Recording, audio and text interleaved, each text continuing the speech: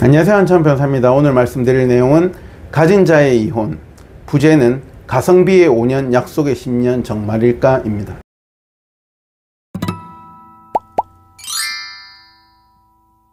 가성비의 5년, 약속의 10년, 이 무슨 뜻이냐면 재산을 가지신 분들이 결혼을 하려고 할 때 굉장히 무섭게 들리는 도시계산과 같은 것입니다. 재산이 없는 쪽이 그냥 혼인기간을 5년만 채워도 가성비 있게 재산 분할을 받아갈 수 있다, 이혼할 때.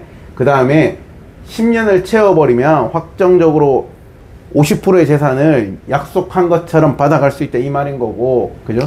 이 말이 지금 또 더 와전돼 가지고 더 무서운 괴담이 되었죠.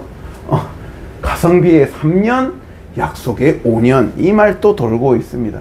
그래서 오늘은 그 이 말들의 진실을 파헤쳐 봅시다. 가성비의 3년, 약속의 5년. 제가 이혼, 재산분할인, 업인, 전문 변호사로서 말씀을 드리면은 이 말은 저는 예스냐 노냐, 노 아니다, 왜 아닙니까? 자, 일반적으로 재산분할이 혼인기간이 2년 안쪽으로 들어가 거의 재산분할이 없습니다. 재산분할이 여기서 없다는 뜻은 서로 청구하고 못 받는다는 뜻이 아니에요. 가져온 대로 나눠 가지면 되기 때문에 뭐 누구의 기여도를 뭐 해가지고 뭐 몇 프로를 나누겠다, 이런 개념이 없다는 뜻입니다. 근데 이거는 뭡니까? 2년이 아니고 몇 년이에요? 3년이죠. 3년이기 때문에 그 받아오기 힘든 2년에 보다는 조금 더 늘어 있기 때문에 재산분할 일부 받아올 수 있습니다. 하지만 그게 가성비가 있다, 이렇게 말할 정도가 되느냐? 저는 아니라고 봅니다. 약속의 5년, 이 말은 너무 와전되고, 한 5년 살면 재산분할 반을 받아올 수 있겠느냐, 이 말인데 뭐 틀린 말입니다. 결론은 그건 아니고.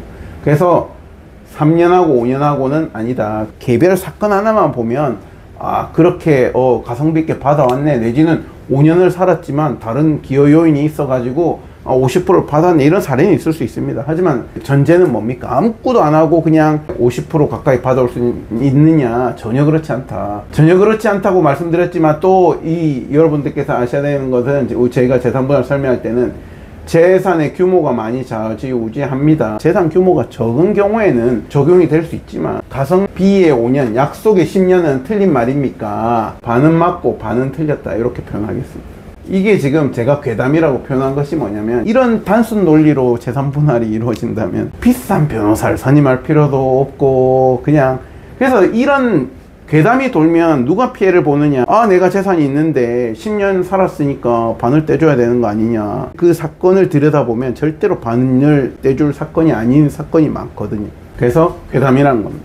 그러면 어떻게 판단되는데요? 법원에서 판사님이 합리적으로 판단한다고 봅니다. 이 합리성이라는 거는 제가 저번에 법원의 정의 속으로라는 편에서 나의 주관적인 정의가 있고 법원에서 정한 정의가 있다, 합리성이 있다, 이렇게 말씀을 드린 적이 있습니다. 참고하시고요. 자, 판사의 합리성이라는 것은 판사 개인의 주관적인 생각은 아니고요. 우리 사회에서, 지금 현대를 사는 사회에서 그래서 재산분할을 어떻게 하는 것이 옳냐 그르냐에 대한 일반적으로 우리 국민 정서상 이렇게 해야죠. 예를 들어서 이런 거예요. 어떤 남편은 10년 동안 내가 다 벌었어. 우리 와이프는 집에서 애 키우고 밥만 했어. 저 여자 한 게 뭐야? 내가 다 벌은 재산이니까 지금 아파트 하나 샀지만 난 내가 다 가져야겠다고 생각해. 저 여자는 줄 게 없어. 이렇게 지금 생각한다면 판사의 판단을 떠나서 이 남자의 생각에 대해서 우리 현대사회에서 옳다고 생각이 드나요? 그렇게 생각하시는 분도 있겠지만 그렇지가 않다는 거예요. 대부분의 사람들은 그거는 너무 구시대적인 사고방식이고, 그렇지 않다. 애 키우는 게 쉽냐? 밥해 먹이는 게 쉽냐? 자기가 다 밥 얻어먹고 이렇게 내조를 잘 받아가지고 자기가 버는 거를 그걸 전부 다 자기 거라고 주장하는 것 자체는 못 받아들인다는 거. 그리고 그게 이제 사회인식이에요. 사회인식이 조금 법원에서는 한 발을 늦습니다. 사람들의 인식은 시대가 가면 막 바뀌잖아요, 속도전으로. 그러면은 사회가 인식이 바뀌고 나면 법원 판결이 너무 이제 사회 인식하고 안 맞다고 약간 비판이 들어오면 법원에서도 기준을 바꾸고 하게. 결국에는 가성비의 5년, 약속의 10년, 이런 단순한 논리로 재산 분할을 판단하는 것은 반만 맞다는 거죠. 결론은 혼인기간이 그만큼 재산 분할에 좀 큰 영향을 미치는 거는 맞다. 이 정도로 인식하면 될 것 같고, 그래서 판사님은 합리적으로 판단한다는 겁니다. 그러면 제가 봅시다. 합리적으로 판단한다고 생각하는데 일단은 요 생각을 접어놓고 가성비의 5년 약속이 10년 이 말이 맞다는 가정하에 가장 억울해지는 사람들은 누굽니까? 하면은 억울해지는 순서를 매기면은 1등은 첫 번째 아주 큰 내 집안 재산을 가지고 있는 사람. 예를 들어서 우리 할아버지가 엄청난 큰 비싼 뭐 몇백억대 회사를 나한테 물려줘서 우리 할아버지 회사에 대해서 지분을 떼달라 이러면은 눈물이 나죠. 가장 억울하겠죠. 그리고 이 큰 집안 재산은 혼인기간 중에 받았든 혼인기간 전에 받았든 어쨌든 다 억울할 거 아니에요. 그죠? 이거는 부부와 큰 상관이 있을까 싶은 생각도 들고 집안 재산이잖아요. 그러니까 억울하다. 두 번째는 혼인 전에 이룬 큰 재산. 이거 예를 들어서 나이가 한 40, 50대에 결혼을 하신다. 이미 내가 그 전에 이뤄놓은 재산이 상당히 있는 경우가 있을 수가 있죠. 그때 모아놓은 돈으로 빌딩을 하나 사놨는데 배우자랑 5년 내지는 10년을 살았다고 해가지고 이 혼인 전에 이룬 재산을 절반을 달라 이래버리면은 굉장히 억울하겠죠. 세 번째는 혼인 기간 중에 이 배우자가 내조를 전혀 안 해줬어. 내조라는 건 뭡니까? 뭐 출산 내지는 양육 내지는 집안일 내지는 밥 해주는 거 내지는 심리적으로 이렇게 나를 도와주는 거, 그죠? 나를 지지해 주는 거 내지는 뭐 물질적인 도움이 아니더라도 정서적으로 같이 서로 하하호호하고 아주 좋은 관계로 지내는 거, 그것도 다 내조죠. 근데 그런 내조가 1도 없었단 말이죠. 관계가 계속 안 좋았다는 거예요. 또 안 해주고 청소도 안 해주고. 그래서 내가 밖에서 나 혼자서 열심히 일해서 나는 재산을 이만큼 이뤘는데, 근데 혼인기간을 괜히 늘려놨다가 결국에는 5년 10년 돼가지고 나 혼자 이룬 재산을, 이거는 혼인기간 중에 이뤘지만 난 전혀 도움 받은 바가 없는데 이걸 나누자고 하니 세 번째로 억울하겠죠. 자, 네 번째, 혼인기간 중에 내조는 받았어.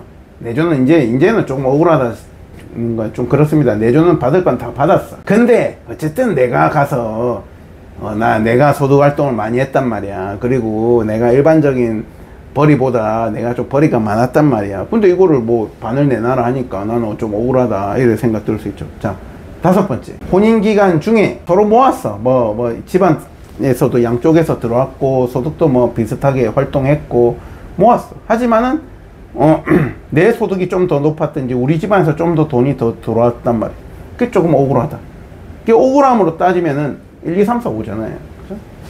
그러면은 자, 아까 제가 뭐랬어요? 이 말이 맞았을 때 이게 억울한 것이지. 그러면은 판사님은 어떻게 판단한다? 합리적으로 판단한다는 거예요. 그러면 가성비의 5년, 약속의 10년은 이 역순으로 여기서는 맞을 확률이 5등, 6등일수록 이 말이 맞을 확률이 높은 거고, 요 1등으로 올라오면 올라올수록 이 말이 틀릴 확률이 높다 이 말입니다. 결론은. 오늘 또 구체적인 사례를 하나 말씀드리면은 요 사례를 한번 이야기해 봅시다. 아주 큰 내 집안 재산. 그러면 A와 B가 있습니다. A와 B가 있는데 A와 B는 각자 소득 활동하고 우리가 일반적으로 생각하는 각자의 직장에서 각자의 소득 활동을 해요. 하는데 그리고 각자 여기서 해가지고 뭐 집도 하나 사고 아파트도 하나 사고 부부의 소득 활동하고 소득을 모으고 집을 형성하고 합니다. 근데 A가 사실은 집안이 굉장한 부자라 이 말이에요. 그러면은 집안 재산이 A한테 엄청나다. 이 부부가 이렇게 구성하고 있는 소득과 재산하고 별개로 집안 재산이 엄청나다. 엄청난 사례. 이 사례에서 의뢰인께서는 조정이라고 말씀 안 하셨는데 제가 의뢰인 보고 조정을 한번 해보자. 그래서 상대방은 뭐라고 주장합니까? B는 나는 모르겠고, B는 몰라야 돼. 알고 싶지 않아. 뭐 집안 재산 내가 우리가 같이 모은 아파트 우리의 소득 모르겠고, 나는 전체가 A 너 재산 아니냐, 이 큰 집안 재산 또 너 재산이니까 전체에 대해서 내가 50% 받아야겠다, 내지는 전체를 생각했을 때는 내가 요거 여기 있는 거 당연히 다 내 거고 여기서 또 상당히 잘라서 와야겠다. 50%까지는 아니겠지만 이렇게 주장한단 말이야. B는 일단은 우리 의뢰인 집안 재산이 너무 크다 보니까 어느 정도는 양보할 용의가 첫 번째 이 도구로는, 그리고 상대방 또 제가 이거 커넥션을 끊어버리면은 오히려 여기서 더 A한테 내줘야 될 수도 있는 상황이거든요, B 입장에서는. 그래서 이것은 제가 의뢰인한테 적극적으로 말씀드려가지고 조정을 먼저 해봅시다. 그리고 어떻게 했느냐, 제가 퍼즐 90 변론을 하는 거죠. 조정 신청서지만 그냥 조정장이 한번 나와가지고 대화를 한번 해봅시다, 간단하게 몇 장 내고, 그렇게 안 합니다. 저는 퍼즐 90 소송하듯이 다 쓴 거예요. 조정 신청서에 재산분할 당신이 주장해가지고 끝까지 싸워봐야 이거 못 가져갈걸, 이거 못 가져갈걸. 그리고 나는 지금 이거는 당연히 B 너랑 아무 관련이 없고 우리 집안 재산이고 부부가 같이 형성한 요 재산 있잖아. 근데 이거는 내가 더 받아야겠어. 내가 훨씬 많이 기여했어. 이걸 빼고도 이 A가 집안이 부자니까 이 지원이 제법 있었을 거 아니에요, 저 그냥 큰 덩어리를 빼고도. 그러니까 여기서도 내가 더 잘라서 받아와야겠다, 이렇게 이제 밀어붙이는 거죠. 그러면 이제 B도 변호사 선임하고 자기도 조정일이 잡혔는데 조정일 한 2-3일 전에 이쪽에서 답변서가 또 장황하게 그게 아니고 뭐 나는 우리는 당연히 이 집안 재산은 분할 대상에 들어가는 것이고 그래서 나는 상당한 많이 재산을 받아야겠고 이렇게 주장했단 말이에요. 제가 이제 그날 고민합니다. 왜냐면 이틀 뒤가 조정 일정이었기 때문에 그냥 가서 길을 죽일까 아니면 간단하게 한번 서면을 쓸까, 이 고민을 조금 했어요. 이 재산이 왕창 다 빠져버리는 판례가 있거든요. 이 재산이 왕창 다 빠져버리는 재산 판례. 그것을 이 사람이 반박은 정확하게 했지만 너 주장을 주장해 봤더니 뭐 별로 자신감도 일단 없어 보이네 하면서 판례를 하나 제가 딱 이틀 전에 제출합니다. 이틀 전에 판례를 딱 내요. 이게 먹힐지 안 먹힐지는 전 잘 모르겠지만 일단은 내놓고 이제 조정장에 갑니다. 그래서 이제 협상을 하는 것이죠. 근데 이 B가 B 다시 자기의 가족을 데려왔단 말이에요. 가족을 데려왔는데 그 조정을 하실 때 이 B 다시 가족이 저희 의뢰인 A한테 막 욕을 하시는 거야. 막 비난과 욕을, 어떻게 이게 우리랑 아무 상관이 없다고 주장을 하냐면서 막 뭐라 한단 말이야. 전 그때 이게 조정이 될 거란 걸 직감했어요. 왜냐면은 이 판례를 이틀 전에 보면서 B와 B-는 거의 부덜거렸구나. 그래서 끝까지 밀어붙이면은 진검승부, 나는 진검승부해도 상관없습니다. 저는 저걸 뺄 자신이 있었거든. 진검승부 해봐야, 끝까지 가봐야 이거 못 이긴다 결국들. 그러니까 우리가 조금 양보해 줄 때 이거 받고 정리하시라, 아니면은 우리는 여기서 더 잘라서 받아오겠다, 이렇게 이야기했거든. 그러니까 결국에는 저희 의뢰인이 바라는 선에서 합의가 됐습니다. 거기서 제가 한 5천만 원 더 받아들였어요. 마지막에 5천만 원만 더 양보해라 이래가지고 조정이 끝난 사례입니다. 그래서 이 아주 큰 집안 재산을 이런 걸 적용시켜 가지고 당연히 내가 50%를 받아올 수 있다, 이렇게 보기 힘듭니다. 그런다고 해가지고 그냥 아주 큰 상대방의 집안 재산은 못 받아옵니까? 아니죠. 저는 또 받아오는 사례도 많죠. 그러니까 이거는 지금 이 합리성을 다 보셔야 돼요. 나랑 상관도 없는 우리 아버지가 운영하는 기업인데 명의가 내 앞으로 돼 있다고 해가지고 이걸 다 떼줘야 되느냐, 그렇게 저는 볼 수가 없잖아요. 이 1번은 너무 억울하지 않습니까? 그게 합리성인 거예요. 그걸로 판사님을 설득하는 거야. 그럼 판사님도 합리적으로 판단하기 때문에 그런 경우에는 분할 대상에서 빠지든지 가사 규모에 따라서 넣더라도 분할 비율에서 조정을 하시든지 하는 것이지, 무조건적으로 뺄 수 있다, 넣을 수 있다, 50% 가까이 받아올 수 있다, 이런 말들은 틀린 말이라는 겁니다. 그리고 여기 또 있죠.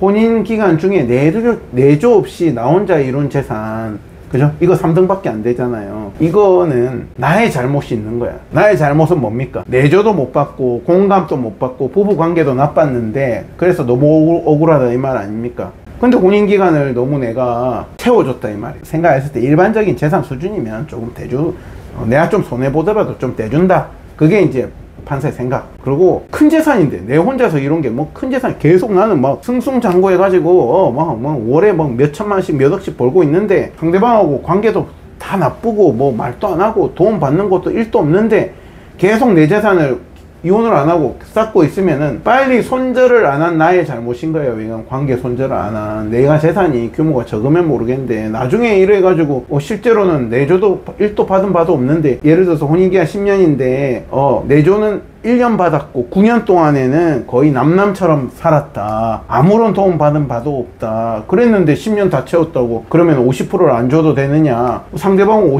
혼인기간 채웠으니까 50% 가까이 하겠죠. 그리고 내조가 있었다 없었다는 것은 지나고 나서 제3자가 그걸 객관적으로 확인하기가 상당히 어려운 측면이 있기 때문에 기본적으로 혼인기간이 차면 내조를 받은 것처럼 계산될 확률이 높아요. 그래서 전혀 내가 관계가 나쁘다 그러면은 좀 억울하겠죠. 내가 생각했던 뭐 무조건 50% 이건 아닙니다만 내가 생각했던 수치보다는 재산분할을 많이 해줘야 되기 때문에 이 경우에는 내 잘못은 뭐다? 빨리 손절하지 않은 것이 나의 잘못이다. 그 다음에 뭐 내조를 받고 요 이제 4등 5등부터는 그게 뭐 45%입니까? 35%입니까? 55%입니까? 뭐 이러면서 합리성, 그 퍼센테이지에서 합리성 있게 다투는 것이지 이게 억울하다고 말하기는 힘들다고 저는 생각이 들어요. 물론 이제 내조를 받았더라도 제가 저번에 말씀드렸지만 나 혼자 이룬 재산이 규모가 또 너무 크다면 분할 비율이 떨어집니다. 그래서 제가 말씀드린 게 법원의 기준, 판사의 기준은 합리성이 있다는 겁니다. 그리고 그 합리성은 나의 주관하고 안 맞을 수 있겠죠. 하지만 그게 어쨌든 우리 사회가 일반적으로 이 정도 기준에서 생각을 하고 있고 그 사회 변화를 실시간으로 따라가지 못하지만 법원에서 사회 변화를 자꾸 반영해 가지고 판결 기준을 만들고 있기 때문에 그래서 오히려 이런 거를 고민해 가지고 내가 억울한 게 아니고 재산 분할을 할 때 내가 소송을 잘못 대응해 가지고 정말로 제가 한변히 생각했을 때는 기여도 한 30%만 주면 될 사건인데 소송 잘못해가지고 50% 판결 받아오는 사례는 정말로 많습니다. 그리고 받아오는 경우에도 우리가 한 재산분할 한 40~50% 받아와야 될 사건인데 재산분할 비율이 10% 20%로 망가진 사건도 제가 항소심 상담을 하다 보면 정말로 많아요. 그래서 이런 괴담에 너무 휩쓸리지 마시고 개별적으로 합리적으로 생각하시면 되겠습니다. 오늘은 가진 자의 이혼에 대해서 말씀드렸습니다. 감사합니다.